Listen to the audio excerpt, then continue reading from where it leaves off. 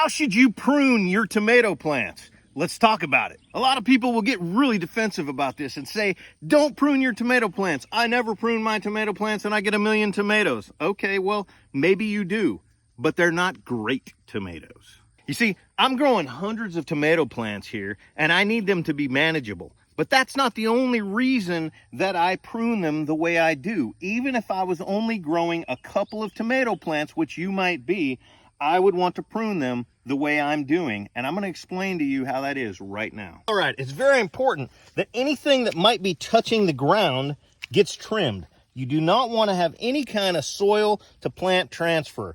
That's where you're going to start picking up diseases, pathogens, blight gets in faster that way.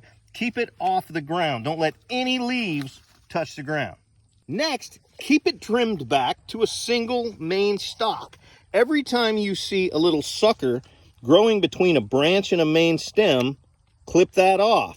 That sucker, if you let it go, will get big like this one right here that I let go, and that will turn into a big, unmanageable branch, and we don't want that. Remember, you want to grow fruit. You want to grow tomatoes, not leaves. So I'm keeping some of these leaves trimmed back as I come up, but I'm allowing some leaves to stay, which give me a little bit of shade to keep my fruit from getting sunburned.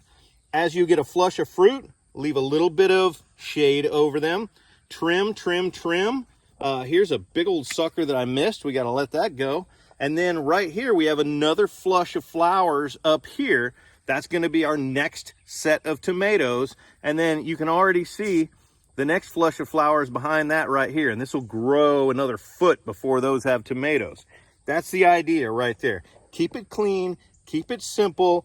You want to grow the best quality fruit. You may not grow as much fruit off of each plant, but it will be the best fruit that this plant can produce. Go grow some food, guys.